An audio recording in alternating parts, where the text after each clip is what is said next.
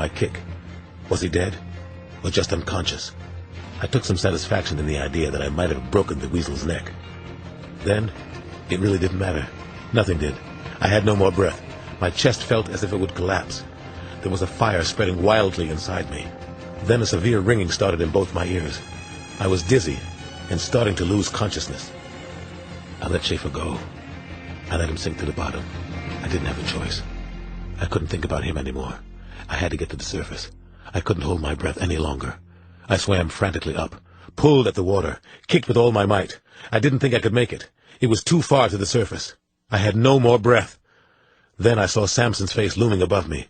Close, very close. It gave me strength. His head was framed against a few stars and the blue-black of the sky. "Sugar," he called, as I finally came up for air. He held me up and let me get my breath, my precious breath. We both treaded water for a while. My mind was reeling. I let my eyes explore the surface for some sign of Schaefer.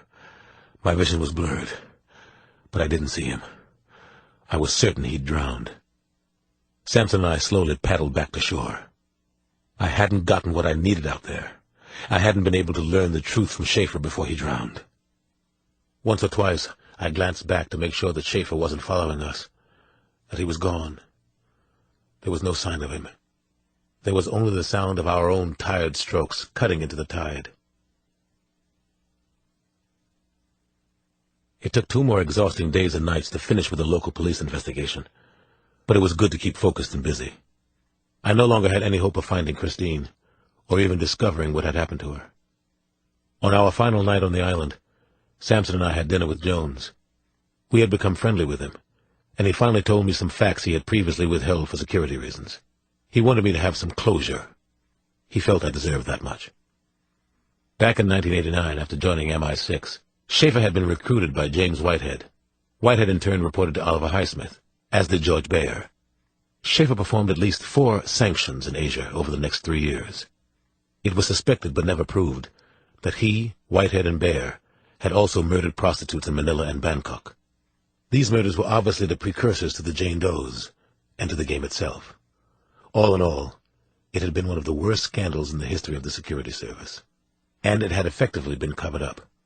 That was how Jones wanted to keep it, and I had no worthwhile objection. There were already more than enough unfortunate stories to keep people cynical about their governments. Our dinner broke up around 11, and Jones and I promised to keep in touch. There was one bit of disturbing news, though no one wanted to overstate the significance of it. Jeffrey Schaefer's body still hadn't been found. Somehow, that seemed a fitting end. Samson and I were due to catch the first flight to Washington on Tuesday morning. It was scheduled to leave at 9:10.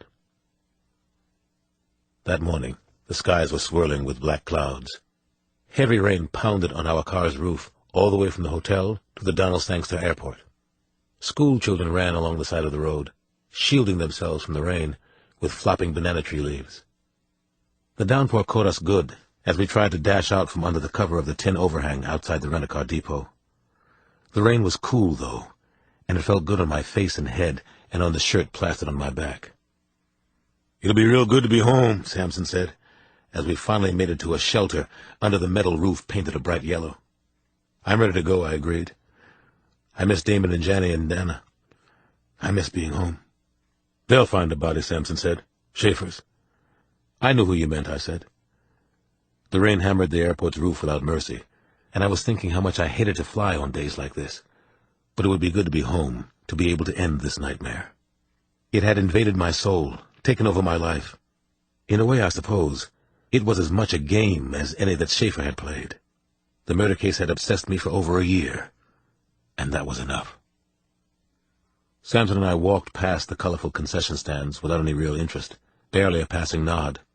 Street hawkers called higglers were selling wooden jewelry and other carvings, but also Jamaican coffee and cocoa.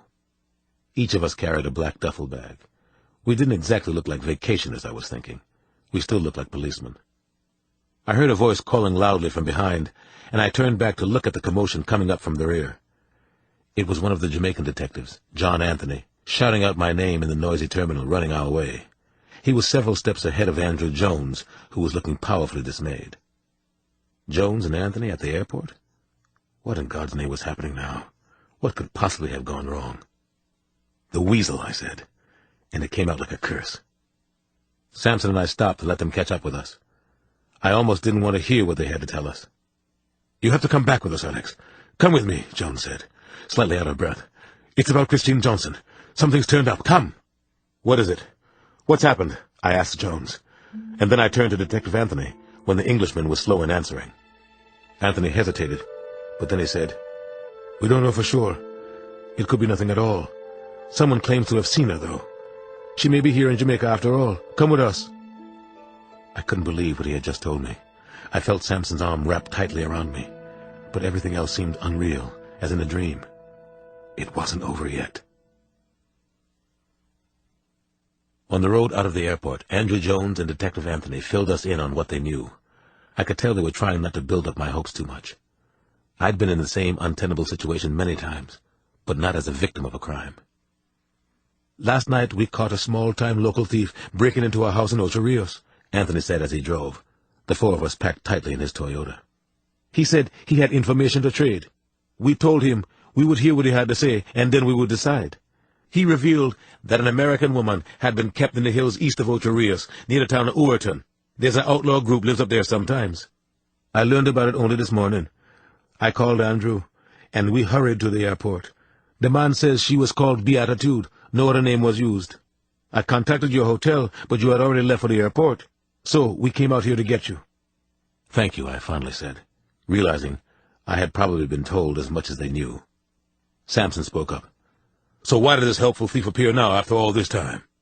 "He said there was a shooting a few nights ago that changed everything. Once the white men died, the woman wasn't important anymore. Those were his words." "You know these men?" I asked Detective Anthony. "Men, women, children, yes. I've dealt with them before. They smoke a lot of ganja, practice their hybrid religion, worship the Emperor Haile Selassie, you know. A few of them are small-time thieves. Mostly we let them be." Everyone in the car grew quiet as we hurried along the coast road toward Runaway Bay and Ocho Rios. The storm had passed quickly, and suddenly the island's hellified sun was blazing again. Sugarcane workers with machetes on their hips were tramping back into the fields. Past the village of Runaway Bay, Detective Anthony turned off the main road and headed up into the hills on Route A1. The trees and bushes here were a thick jungle. The road eventually became a tunnel, boring through vines and branches. Anthony had to turn on the headlights. I couldn't make myself believe that Christine was alive, but at least there was a chance, and I clung to that. I had given up weeks before. Now I allowed myself to remember how much I loved her, how much I missed her.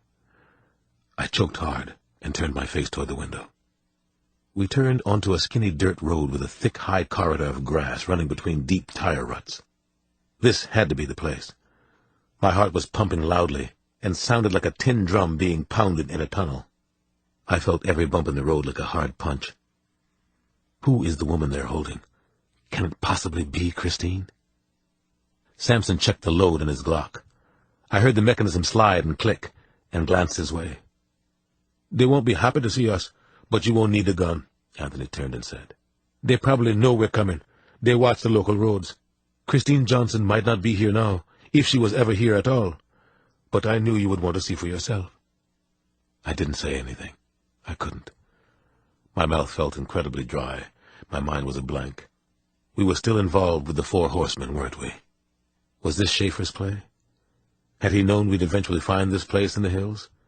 Had he set a final trap for us? We arrived at an